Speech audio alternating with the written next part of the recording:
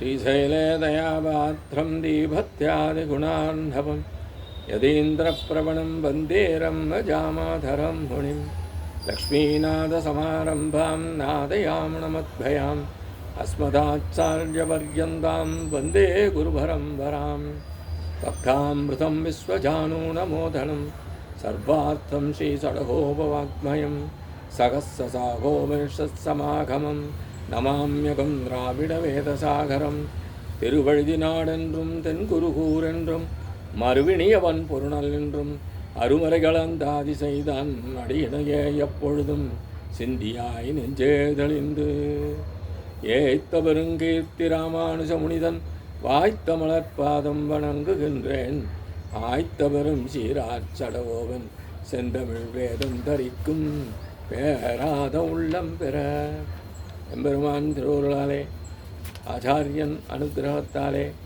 கடந்த பல தினங்களாக நம்மாழ்வார் அருளி செய்த திருவாய்மொழியினை நாம் அனுபவித்து வருகிறோம். இன்றைய தினம் நாம் காண இருப்பது முதலாம் பத்து 9ஆம் பதிகம் 4ஆம் பாசுரம். உடனமர் காதல் மகளிர் திருமகள் மண்மகள் ஆயர் மடமகள் என்றிவர் மூவர் ஆளும் உலகமும் மூன்றே உடனவை ஒக்க விழுங்கி ஆளிலைச் சேர்ந்தவனெம்மான் கடல்மலி மாயப் பெருமான் கண்ணனின் ஒக்கலையானே.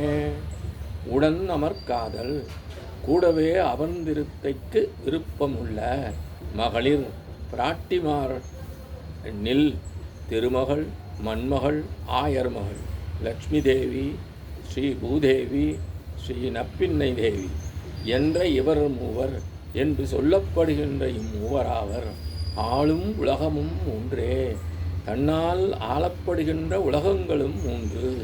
அவை உடன் அவ்வுலகங்களை விடாமலே ஒக்க விழுங்க ஏக காலத்திலே உண்டு. ஆளிலை சேர்ந்தவன் ஆளிலையில் கண்வளர்ந்தருள்பவன் எம்மான் எனக்கு தலைவன் கடல்மலி மாயப் பெருமான் கடலை காட்டிலும் மிகப்பெரிய மாயச் செயல்களால் பெருமை பெற்றவன். அப்படிப்பட்ட கண்ணன் கண்ணபிரான் என் ஒக்கலையான் என் இடுப்பில் வந்தமர்ந்தான் என்கின்றார் ஆழ்வார். உடன் அமர் காதல் மகளிர் திருமகள் மண்மகள் ஆயர் மடமகள் என்று இவர் மூவர் ஆளும் உலகமும் ஒன்றே உடன் அவை ஒக்க விழுங்கி ஆளிலை சேர்ந்தவன் எம்மான் கடல்மலி மாயப் பெருமான் கண்ணன் என் ஒக்கலையானே. எம்பெருமான் பிராட்டிமார்களிடம் கூடியிருத்தலை இங்கே ஆழ்வார் நமக்கு கண்முன்னே காட்சிப்படுத்துகிறார். பிராட்டிமார்களுடன் இவன் கூடியிருந்தால் மட்டுமே தரிக்கும்படியான காதலை கொண்ட பிராட்டிமார்கள் திருமகள் எனப்படும் மகாலட்சுமி, மண்மகள் எனப்படும் பூமி பிராட்டி, அடமகள் எனப்படும் நப்பின்னை பிராட்டி என்று 3 தேவிகள் ஆவர் என்கின்றார். தன்னால் ஆளப்படுவதும் காக்கப்படுவதும் ஆகிய உலகங்களும் மூன்றேயாம். எவை? விண்ணுலகம், மண்ணுலகம், பாதாள உலகம் ஆகிய 3மாம்.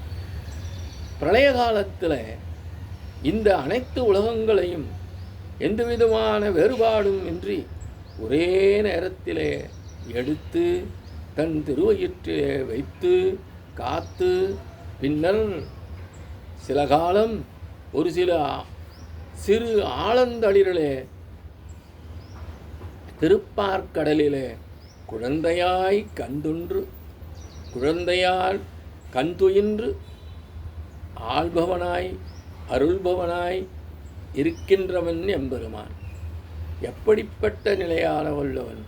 கடலை காட்டிலும் மிக பெரிது என்னும்படியாக வியந்து செயல்களை புரிந்தவனான எம்பெருமான் இப்பொழுது என்ன செய்கின்றானாம்?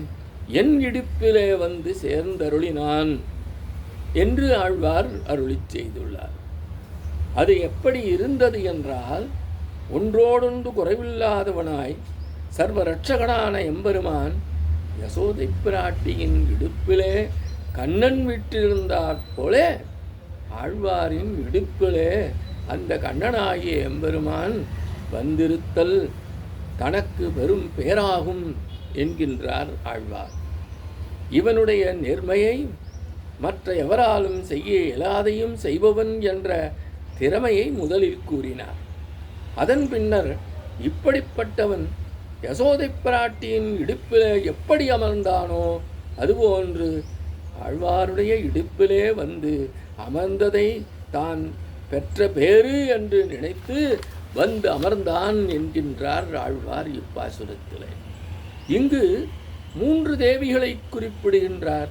அதற்கு காரணம் என்னவெனில், நமது அபராதங்களுக்காக நமக்கு தண்டனை அளிக்க தயாராக உள்ளவனை தடுத்து தண்டனை அளிக்காமல் காப்பாற்றுபவர் பெரிய பிராட்டியார். தண்டிக்கும் எண்ணமே தோன்றாமல் செய்கின்ற பூமி பிராட்டியார். நமது அவதாரங்களை அவன் காணாமல் மறைத்துவிடும் நப்பின்னை பிராட்டியார். எம்பெருமானுடைய புருஷார்த்தத்திற்கு தனித்தனியாக உள்ளவர் இவர் மூவர். ஆளும் உலகமும் மூன்றே என்பதற்கு எம்பெருமானுடைய ஆளுகைக்கு உட்பட்டவர் பக்தர், முக்தர், நிக்தர் என்றும் பொருள் கொள்ளலாம் என்பதாக இப்பாசுர விளக்கம் அமைகின்றது.